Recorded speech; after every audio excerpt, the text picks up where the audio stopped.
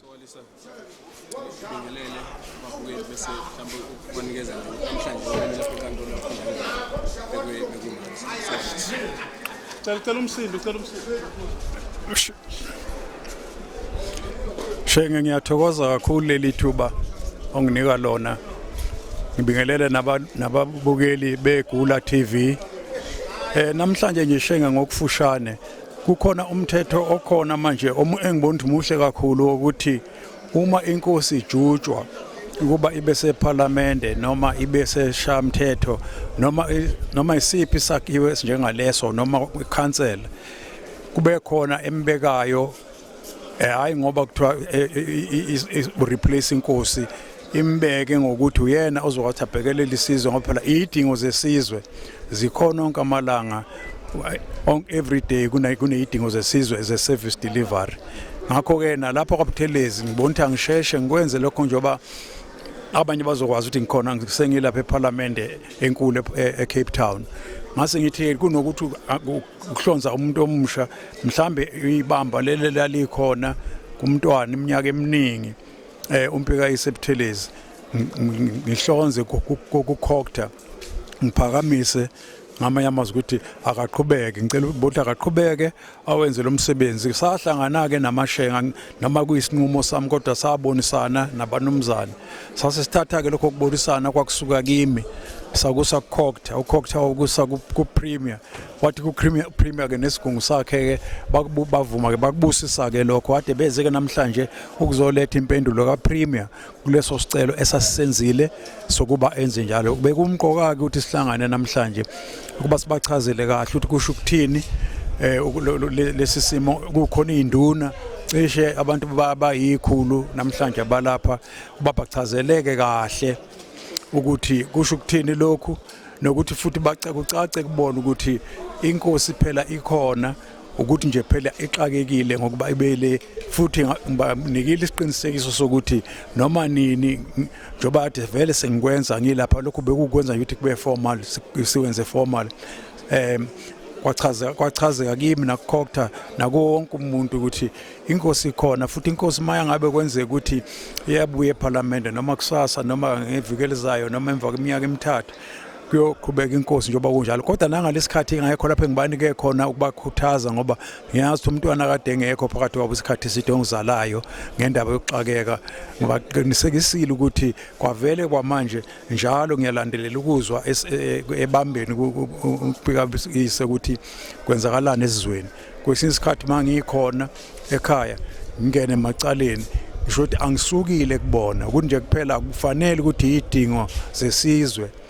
zabantu za wonke amalanga zimenze ngoba inkosi seParliament noma seshaya emthethweni ngokufushana nje yilokho bekwenzeka namhlanje ukuthi akunikezwe lokho nezincwadi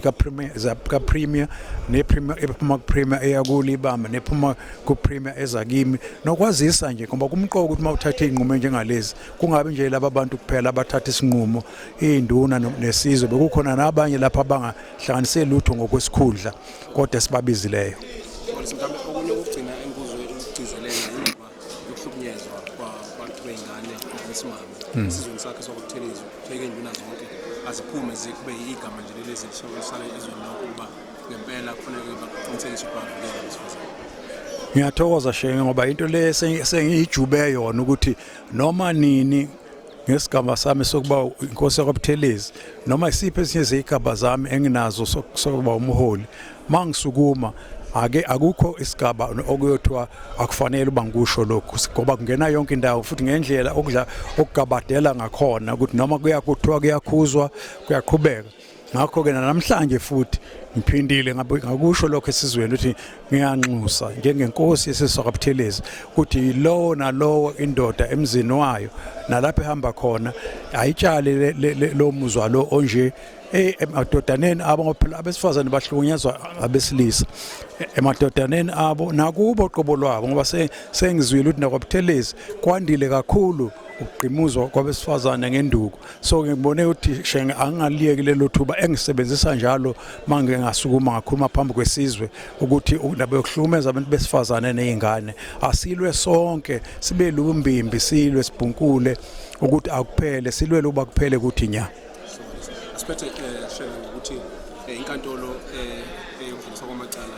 iye yaphasisa ingonyama yamaZulu ukuthi iyona inkosi njengoba benivele niqhubeka nokuyeseka namhlanje sephasile ngokusemthethweni. Ngifisa ukubheka nje imizwa yakho shela ukhishwe isinqumo senkantolo ngonyama yamaZulu. Sithokoze ngokujulile ukuba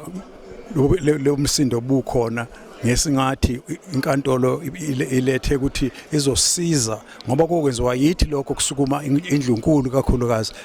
isizwe sibuka indlunkulu shenge njengenhliziyo yesizwe ngoba ilapha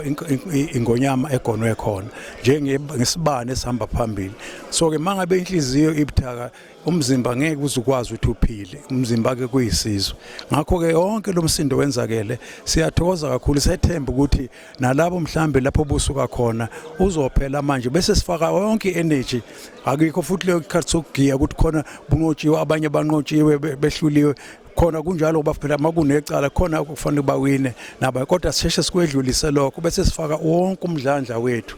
ekubumbeni ekuhlanganiseni indlunkulu kakhulukazi lo msebenzi nami ingonyama enginike wona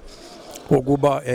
usihlalo we-King's Council ngizokwenza konke semandleni kuyo yonke imkhakha enguye ekuthintaneni kwami namakhosi ekuthintaneni kwami nendlunkulu ekuthintaneni kwami nesilo kuba sisebenze khona uyakuzwa ngaphakathi ukuthi lowo muzwa ujulile ukuthi asithathe leli thuba njengethuba lokuba sikwenze lokhu ba sibuyise uzinzo ngoba asikwenza lutho ngaphandle kokuba sibe nozinzo ithuba lethu lelike shenge ngibona ukuthi wonke umuntu endlunkulu uthi asenze njalo asibhunkule sithathe leli thuba kuba sibumbe sizwe sisihlanganise emva kwesilo sonke siwuZulu sikhusela isihlalo.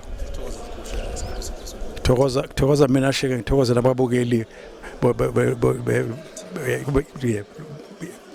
shenge.